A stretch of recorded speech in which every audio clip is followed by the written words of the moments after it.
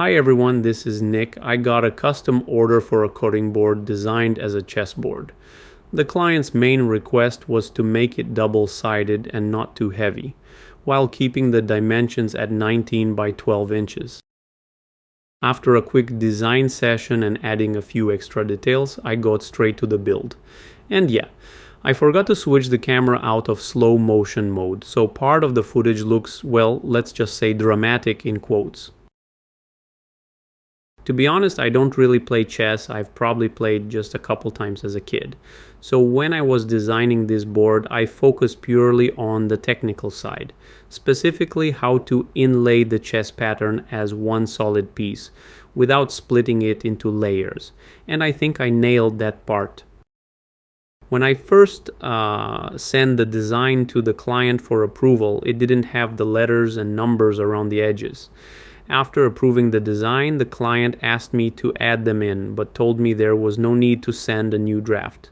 He said just add them however you think is best and go ahead. So that's what I did. Now, I'm not exactly sure what I was thinking, but somehow I decided that each player should have their own set of letters and numbers, so I mirrored them. And I only realized the mistake after milling the pocket, while vacuuming up chips with the dust collector. Yeah, it happens. But thankfully this one's easy to fix.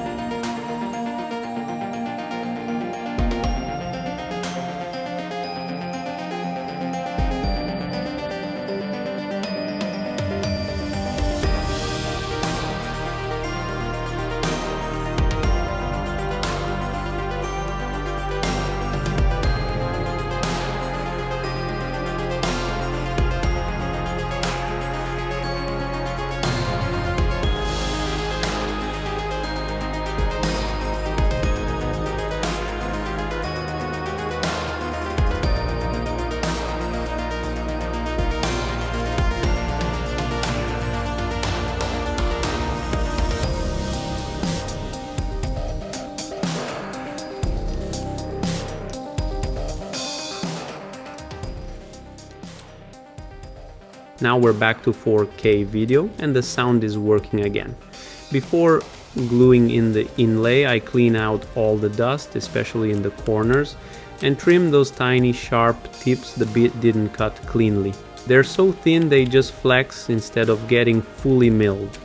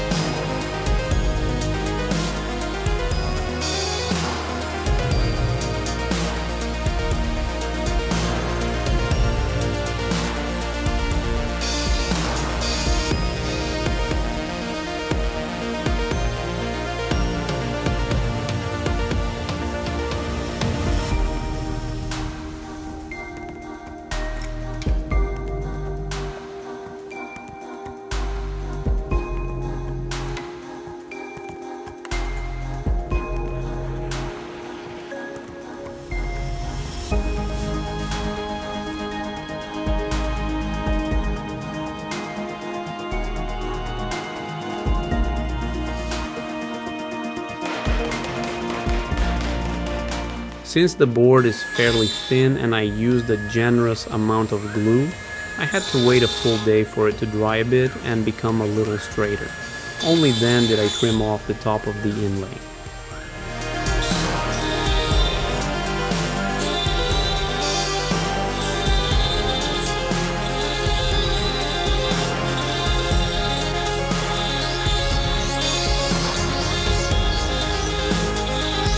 Only after the board had fully dried and straightened out, I started fixing my mistake. To do that, I milled a pocket using a straight bit and made a matching straight inlay. Since the shape of the pocket is just a simple rectangle, I decided not to use a V-carve inlay for this one.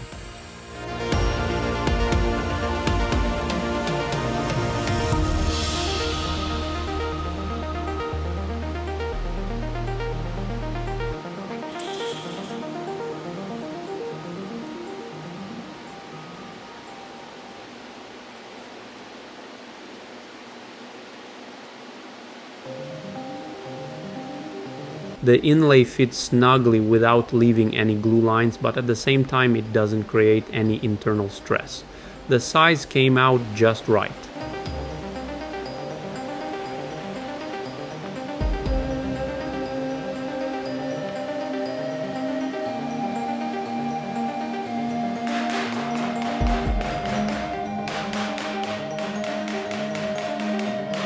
From here, all that's left is to trim off the excess from the inlay and carve the letters and numbers facing the right way.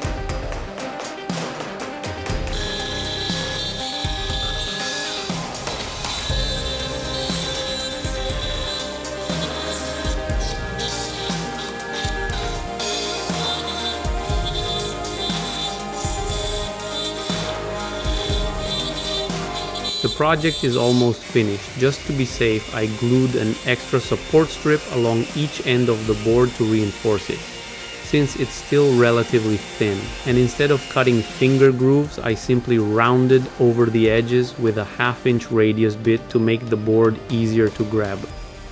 The board turned out great. The inlays fit tight, just the way I like it, with no visible glue lines.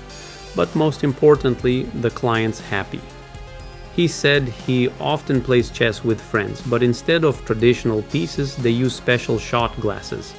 Now I'm thinking I might need to make one of these boards for myself too.